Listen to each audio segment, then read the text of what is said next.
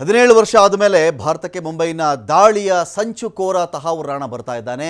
ಇವನ ವಿಚಾರಣೆಯಿಂದ ಪಾಕ್ ಏನೆಲ್ಲ ರೀತಿಯಲ್ಲಿ ಸಂಚು ಮಾಡಿ ಮುಂಬೈ ಮೇಲೆ ಒಂದು ದಾಳಿಗೆ ಯೋಜನೆ ರೂಪಿಸಿತ್ತು, ಪಾಕ್ನವರು ಯಾರ್ಯಾರು ಇದ್ರು, ಇದೆಲ್ಲ ಬಯಲಾಗುತ್ತಾ ಅಂತ ಒಂದು ನಿರೀಕ್ಷೆ ಇದೆ. ಇಲ್ಲಿ 2008ರ ಮುಂಬೈ ಉಗ್ರ ದಾಳಿಯ ಆರೋಪಿ ತಹಾವೂರ್ ರಾಣಾ ಇವನೇ ಸಂಚು ಮಾಡಿದ್ದು ಇವನೇ ಅಂತ. ಅಲ್ಲಿ ಬಂದಿದ್ದು, ಗುಂಡು ಹಾರಿಸಿದ್ದು, ಸತ್ತು ಹೋಗಿದ್ದು ಇದೆಲ್ಲ ಬೇರೆ ಜನ. ಪ್ಲ್ಯಾನ್ ಇರುತ್ತಲ್ಲ, ಹಿಂದೆ ಒಂದು ಪ್ಲ್ಯಾನ್ ಬೇಕಾಗುತ್ತೆ, ಶೆಲ್ಟರ್ ಬೇಕಾಗುತ್ತೆ, ದುಡ್ಡು ಬೇಕಾಗುತ್ತೆ, ಎಸ್ಕೇಪ್ ರೂಟ್ನ ಯಾರಾದರೂ ಆಯೋಜನೆ ಮಾಡೋರು ಬೇಕಾಗಿರ್ತಾರೆ, ಸ್ಲೀಪರ್ ಸೆಲ್ಸ್ ಬೇಕಾಗಿರ್ತಾರೆ. ಒಂದು ಟೆರರಿಸ್ಟ್ ಅಟ್ಯಾಕ್ ಅಂತ ಹೇಳಿದ್ರೆ ಇಷ್ಟೆಲ್ಲ ವಿಚಾರ ಇರುತ್ತೆ. ಅವ್ರಿಗೊಂದು ತರಬೇತಿಗೊಂದು ಶಿಬಿರ, ಪಾಕಿಸ್ತಾನದಲ್ಲಿ ತರಬೇತಿಗೊಂದು ಶಿಬಿರ ಇರಬೇಕು, ಅವ್ರಿಗೆ ದೋಣಿ, ಅವ್ರಿಗೆ ಆಹಾರ, ಅವರಿಗೆ ಮದ್ದುಗುಂಡು ತಲುಪಿಸ್ತಕ್ಕಂಥ ವ್ಯವಸ್ಥೆ, ಜೊತೆಗೆ ಎಲ್ಲಿ ದಾಳಿ ಮಾಡಬೇಕು ಈ ಒಂದು ಪ್ಲ್ಯಾನು, ಏನೆಲ್ಲ ಆಯುಧ ತೊಗೊಂಡು ಹೋಗಿ ತಾವು ದಾಳಿ ಮಾಡಬೇಕು ಅದರ ಮ್ಯಾಪು, ಅಲ್ಲಿಂದ ಎಸ್ಕೇಪ್ ಆಗ್ತಕ್ಕಂಥ ಎಸ್ಕೇಪ್ ಆಗುವ ರೂಟು ಬಹಳ ಕಡಿಮೆ ಇದ್ದರೂ ಕೂಡ ಅದ್ರ ಬಗ್ಗೆನೂ ಹೇಳಿರಬೇಕಾಗತ್ತೆ. ಜೊತೆಗೆ ಶೆಲ್ಟರ್, ಎಲ್ಲಿ ತಂಗಬೇಕು ಅವರು. ಈಗ ಎಲ್ಲೋ ಒಂದು ಕಡೆ ಅಟ್ಯಾಕ್ ಮಾಡಬೇಕಪ್ಪ, ಯಾವುದೋ ಒಂದು ಊರಲ್ಲಿ ಹೋಗಿ ಅಟ್ಯಾಕ್ ಮಾಡಬೇಕು ಅಂದರೆ ಹೋಗ್ತಾನೆ ಅಟ್ಯಾಕ್ ಮಾಡೋಕ್ಕಾಗಲ್ಲ.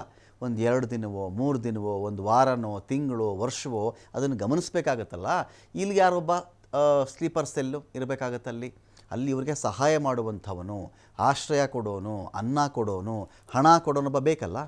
ಈ ರೀತಿ ಎಲ್ಲ ವಿಚಾರಗಳಿರ್ತಾವಲ್ವ ಇಲ್ಲಿ. ಇದೀಗ ಈ ತರಹದ ಒಬ್ಬ ಸಂಚುಕೋರ ಆರೋಪಿ ತಹಾವೂರ್ ರಾಣಾ ಅಮೆರಿಕದಿಂದ NIA ಕರ್ಕೊಂಡು ಬರ್ತಾ ಇದೆ ಇವನನ್ನು. ಗುಪ್ತಚರ ಅಧಿಕಾರಿಗಳು ಇವತ್ತು ರಾತ್ರಿ 2:25 ಇವನು ಬರ್ತಾ ಇರತಕ್ಕಂಥ ವಿಶೇಷ ವಿಮಾನ ಬಂದು ಇಳಿತಾ ಇದೆ. ಮುಂದಿನ ಕೆಲ ವಾರಗಳ ಕಾಲ NIA ಅಧಿಕಾರಿಗಳು ಇವನನ್ನು ವಿಚಾರಣೆ ಮಾಡ್ತಾರೆ. ಕಳೆದ ಸೋಮವಾರ ರಾಣಾ ಅರ್ಜಿಯನ್ನು ಅಮೆರಿಕದ ಕೋರ್ಟ್ ತಿರಸ್ಕರಿಸಿತ್ತು. ಭಾರತಕ್ಕೆ ಹಸ್ತಾಂತರ ಮಾಡದಂತೆ ಕೋರಿ ಅರ್ಜಿಯನ್ನು ಹಾಕಿದ್ದು ರಾಣಾ. ಭಾರತಕ್ಕೆ ಹಸ್ತಾಂತರ ಮಾಡಿದ್ರೆ ನನಗೆ ಚಿತ್ರಹಿಂಸೆ ಕೊಟ್ಟುಬಿಟ್ಟು ಸಾಯಿಸ್ಬಿಡ್ತಾರೆ ನನ್ನ ಅರ್ಜಿಯಲ್ಲಿ ಹೇಳ್ಕೊಂಡಿದ್ದ ಇವನು.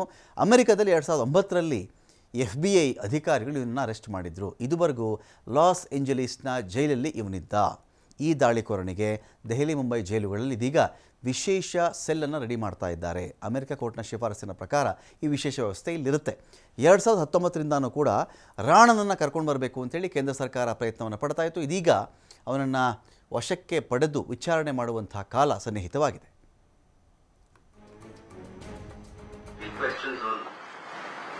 Mr. Rana, on that,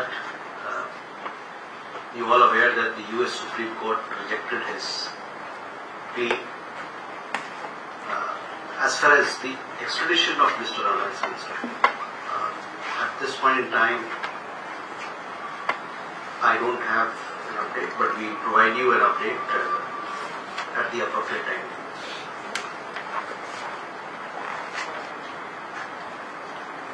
Okay, so the IOC